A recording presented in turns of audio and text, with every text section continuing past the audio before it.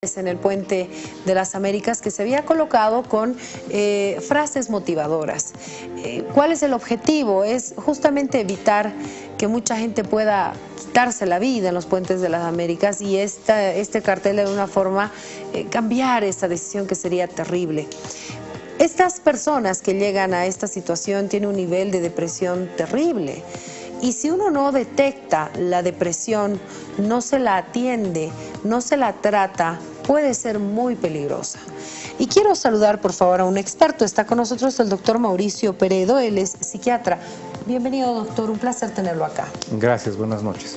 Doctor, no sé si la introducción que daba tenía algo que ver, realmente yo lo entiendo así, tal vez yo estoy equivocada, pero la depresión es muy peligrosa a cualquier edad. Sí, evidentemente la depresión es un trastorno mental severo, que de hecho en la actualidad es catalogado como la tercera causa de muerte y mortalidad en el mundo. La tercera, y imagínese. El suicidio, de lo que hablaba en el momento de la introducción, de alguna forma es la causa de muerte violenta más frecuente, sobre todo en adolescentes, ¿no? Y obviamente en gente adulta también. Entonces es verdaderamente un problema de salud pública. Y yo decía a cualquier edad, porque uno pensaría que cuando uno es mayor tiene problemas que con la familia, que económicos, que préstamos y demás. No, estos problemas se dan hasta desde los más pequeñitos, porque ya hablamos del bullying, del acoso, de este tipo de cosas, ¿no? Sí, evidentemente la depresión, vuelvo a repetir, es un trastorno mental severo, es un trastorno del estado de ánimo que puede presentarse evidentemente a cualquier edad. Como mencionaba hace un momento, de pronto como que pensamos que a veces la niñez, la juventud, es la etapa más feliz de la vida, que no tenemos problemas. Sin embargo, hay gente que tiene problemas muchas veces desde antes de nacer, conflictos a nivel familiar, conflictos a nivel económico. Hace un momento hablábamos del tema terrible de lo que es la trata y tráfico de personas, que son situaciones de violencia que vulneran y ponen en peligro la salud mental de cualquier persona. Y obviamente la depresión puede ser una complicación de todas estas situaciones. Bueno, ¿cómo podemos detectar que una persona tiene depresión? Bien, es algo que de alguna manera es sencillo, pero al mismo tiempo tiene algo de complejidad. ¿En qué sentido? En primer lugar, de que asociamos la depresión con la tristeza. Y lo primero que tenemos que hacer es diferenciar lo que puede ser un estado de tristeza, entre comillas, normal, que cualquier persona puede experimentar frente a una situación de algún problema, alguna pérdida de algún ser querido, pérdida del trabajo, etcétera, de lo que ya es la depresión como un trastorno mental. Y creo que vale la pena aclarar cuando hablo de trastorno mental, porque muchas personas se asustan. En el sentido de que lo asocian a locura. Lo asocian a la locura. Entonces creo que es importante aclarar a las personas de que así como se enferma el cuerpo, se enferma la mente. Y una parte importante de la mente es el estado de ánimo. Y la depresión es un trastorno del estado de ánimo, que, como decía hace un momento, muchas veces lo asociamos con la tristeza, lo confundimos con la tristeza, pero creo que es importante que la población comprenda, primero, que no todas las personas que están tristes están deprimidas, y lo más importante, que no todas las personas que están deprimidas están tristes. Hay formas de depresión en las que no hay tristeza. Básicamente, para identificar a una persona que pueda tener o puede estar cursando con un cuadro de depresión, tenemos que tomar en cuenta alteraciones en el estado de ánimo, que puede ser un estado de profunda tristeza o de pronto donde la persona está sensible, o que se llama distimia, o de pronto que pueda estar más bien irritable, con tendencia al enojo, que se conoce como disforia. Usualmente, cuando uno habla de depresión, ¿no? Y lo asocia, como usted dice, ¿no? Una persona triste, que todo el tiempo llora. Pero ahora que me dice una persona que se enoja, que se irrita, que le molesta todo, también puede ser un síntoma. Exactamente, pero a diferencia de lo que puede ser que una persona se irrita porque hay un motivo, esta persona está irritada con todo, con lo que le sucede, con la familia, con el trabajo, con la vida, con uno mismo. Como cuando uno dice, estoy cansado de todo. Exactamente, y de hecho justamente eso es algo que quiero comentar en un momento más, dentro de las señales que podemos tener, que tomar en cuenta para identificar esto. Entonces, como decía, primero, ver alteraciones en el estado de ánimo.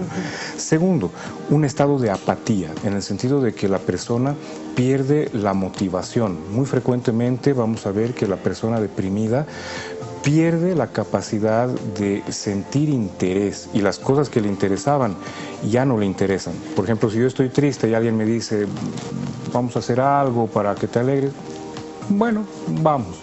El paciente deprimido no tiene ganas, no tiene interés. No le importa nada. No le importa. La tercera pauta que podemos considerar es un estado de abulia. La abulia es la ausencia de voluntad. La persona pierde, entre comillas, las ganas. Pero esta parte también creo que vale la pena aclarar, porque todos hemos tenido a veces algún día que hemos tenido un poco de flojera y no tengo ganas de levantarme de cama, pero bueno, una ducha, estoy en el trabajo. En este caso, esta abulia, esta falta de voluntad, viene en un sentido de agotamiento, entre comillas, emocional, que inclusive puede traducirse en un estado de fatiga desde el punto de vista físico. La persona pierde la energía vital. Y por último, uno de los síntomas más peligrosos de la depresión, que es la anedonia, es decir, la falta de experimentar satisfacción o placer. Entonces, gradualmente la persona va perdiendo la capacidad de sentir gratificación por las cosas que hace. Y ahí es donde empiezan las distorsiones cognitivas, porque como ya sea que estoy profundamente triste, o estoy sensible, o estoy enojado, no tengo motivación, no tengo interés, no tengo ganas, y no disfruto lo que hago, entonces empiezan a aparecer ideas de, inicialmente, un estado un poco indiferente, ¿no? Que todo me da igual, como nada me satisface, entonces todo me da igual.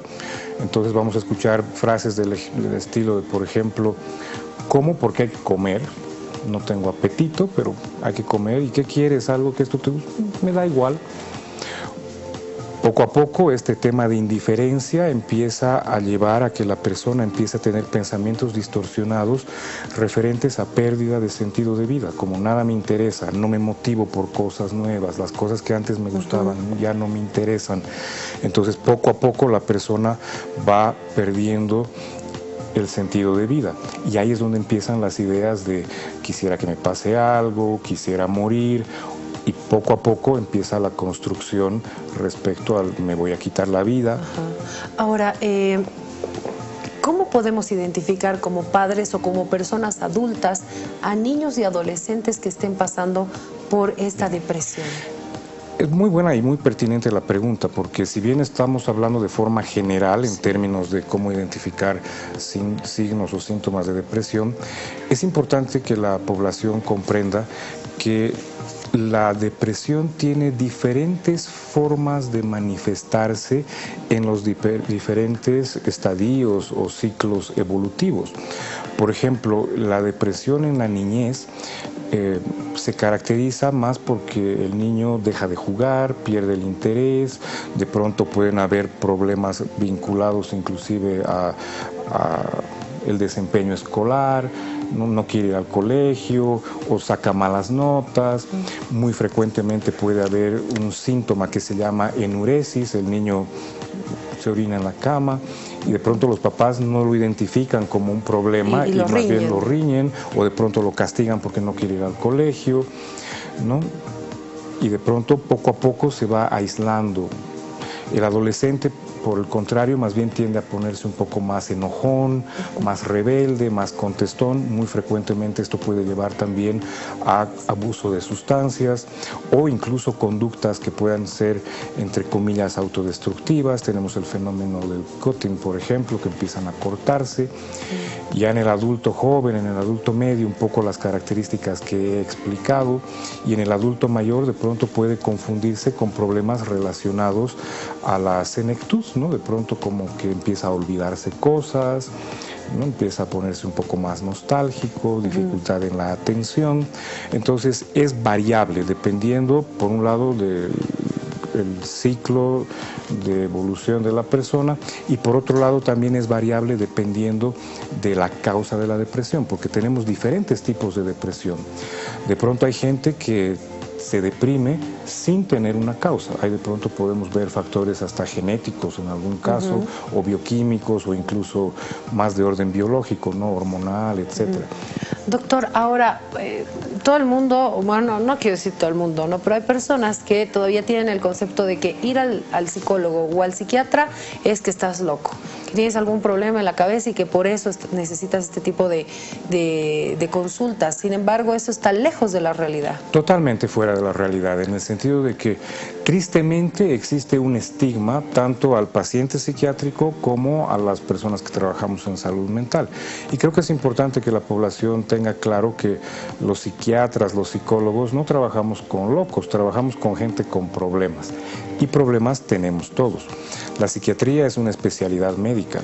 Entonces nosotros como médicos vemos el proceso salud-enfermedad, y como mencionaba hace un momento, así como se enferma el cuerpo, también se enferma la mente, y tanto la depresión, la ansiedad, el insomnio son problemas vinculados a la mente, y todos nosotros de alguna manera somos vulnerables de poder desarrollar algún tipo de problema de este tipo, ¿no?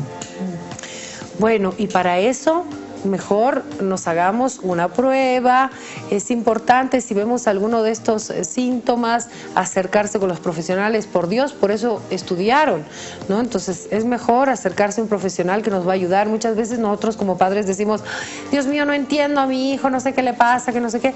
Necesitamos de la ayuda de un profesional para que nos pueda ayudar tal vez a tener una mejor relación con nuestros hijos. Nuestros hijos no vienen con un manual, ni nadie nos hace padres de un día al otro.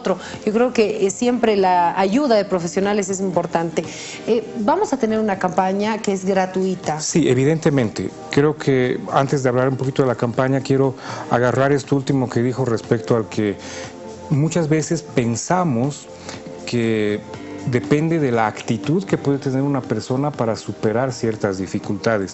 Y planteo esto porque muchas veces las personas, frente a la situación de ver a una persona querida que está sufriendo, sea un hijo, un hermano, un padre, un amigo, frente a la impotencia de no poder resolver el problema, tratamos de aconsejar y dar consejos en el sentido de que yo lo superé, si yo pude, tú también puedes, o lo más grave aún, tienes que poner de tu parte.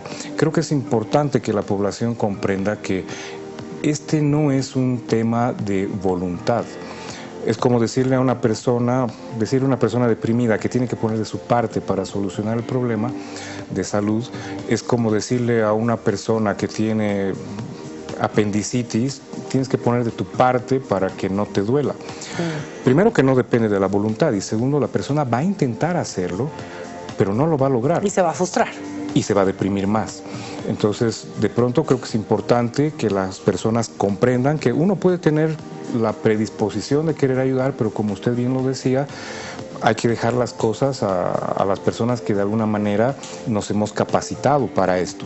Y en este sentido, y viendo que evidentemente es un problema de salud pública que afecta a una gran parte de la población y que todos somos vulnerables en el sentido de desarrollar cualquier tipo de trastorno del estado de ánimo, es que la Unidad de Salud Mental del Hospital de Clínicas cada año realiza campañas justamente para la detección y tratamiento de este tipo de problemas. En este año la campaña está dirigida a la detección de depresión, trastornos de ansiedad e insomnio, ¿no? Que está dirigido a la población en general. La atención es gratuita, se va a realizar en la Unidad de Salud Mental del Hospital de Clínicas del día 20 al 24 de mayo. El horario de atención es desde las 9 de la mañana al mediodía.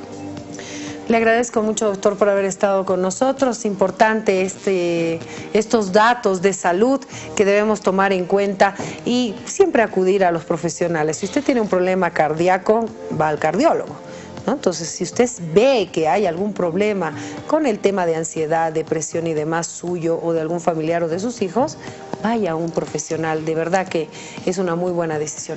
Ha sido un placer tenerlo acá. El gusto es mío. Muchas gracias por el espacio. Gracias, doctor.